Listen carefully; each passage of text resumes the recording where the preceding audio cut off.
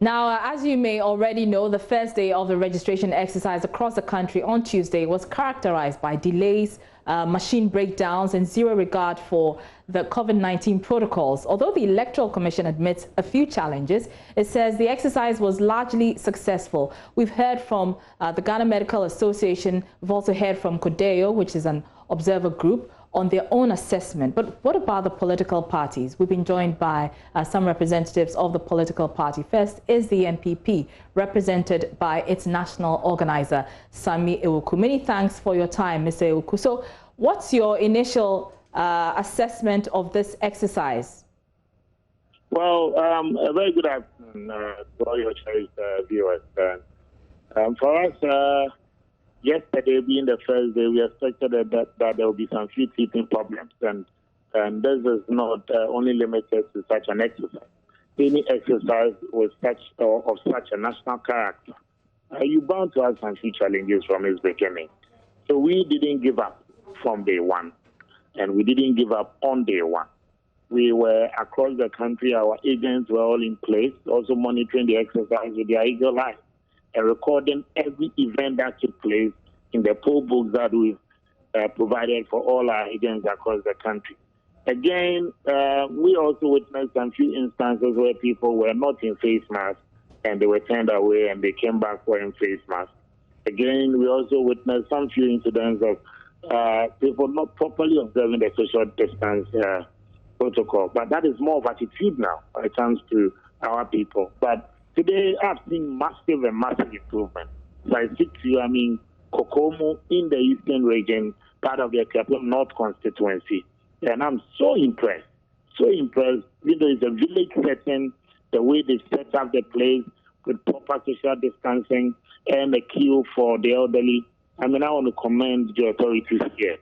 Such a good job. One of the challenges that has come up is the challenge with the social distancing protocols, the failure by the people to adhere to these protocols. What can your party do to ensure that people respect these protocols? We keep educating them. It's education. The Electoral Commission can provide the people, as I've observed, they have when it comes to the Veronica bucket, when it comes to the hand sanitizers, the hand paper towel, the liquid soap. But if you wash your hands and sanitize your hands enough, after that you go to hug your brother or sister, then it comes to a no. So we keep educating them, and that is a shared responsibility.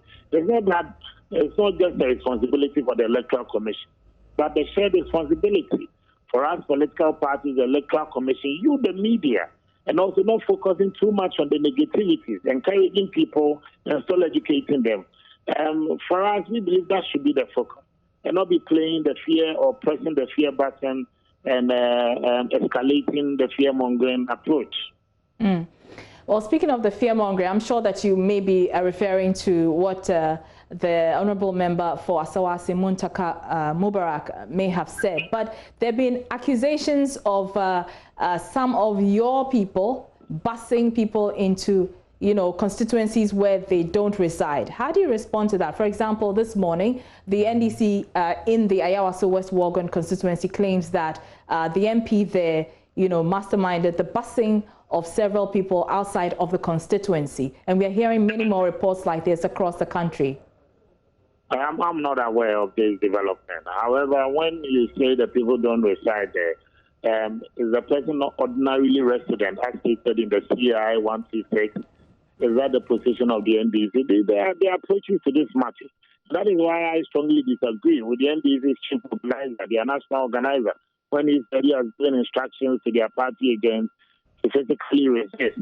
They are, in the CI 136, it gives us provisions to secret beds. All right, Mr. Oku, just give me a minute. Hold it there. I do understand that we have a video of the constituency chairman of the Ayawaso West Worgon NDC, Bismarck Abobi Aite, who claims the MP, Lydia Alhassan, is bringing people from other constituencies such as Ayawaso East and North and La Dade Kotopong, among others. Let's listen to him and we'll come back to that discussion. It's all about Lydia Alhassan. What Lydia Alhassan is doing, which is inimical to the process, is that she's importing people from other constituencies. Okay, Ayawaso North, Ayawaso East, Ladadeko Topon, Kwabenya, all the adjoining constituencies of Ayawaso West Wagon. Above all, she's bringing people from Ada, she's bringing people from Somanya, she's bringing people from Atiavi, she's bringing people from Eastern region as far as Isawem. This morning we had a hint that there was 2 buses coming from Isawem, being NPP people they are bringing to come and register. So we went and we intercepted the car. What we are saying is that it is wrong. We are in an elite community. Ayawaso West Wagon constituency is the most elite community in Ghana. So allow the people, the grown-ups there, people who have businesses there, to determine who should be their MP. But if you go and import the youth from other constituencies to come and elect MP for us, then you are not being fair. It's an insult to the integrity and the willpower of the people residing in this constituency. People like Despite, they are here. We have many university lecturers are here. We have prominent people, middle class, upper class people. Why don't you allow them to go and vote and elect who should lead them? At the end of the day, when development comes, the people who are coming from far and near will Lydia Alhassan bring the development to your constituency.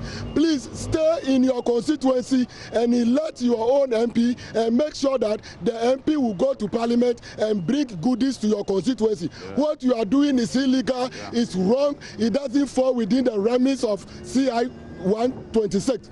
So media, we are entreating all of them, those near and far, they should stop coming. When you come, we will challenge you and we will make sure that you don't get your card. Your name will be removed from the register, meaning that you have wasted your time. Above all, COVID-19. Why do you bust people? They were not even respecting social distancing. Then you bust people up and you bring them to come and register for you without respecting the social protocol that the government is preaching. So that's the NDC's Ayawaso West Wagon chairman there making those claims. Of course, we cannot independently verify those claims. But is this something that your party will be looking into? I don't think we'll be wasting time to look into this matter. I don't think so. Because this man has been consistent in his vitriolic attacks on the member of parliament. He's been consistent in his allegations over the period. There were times that during the Ayawaso West elections, they alleged something.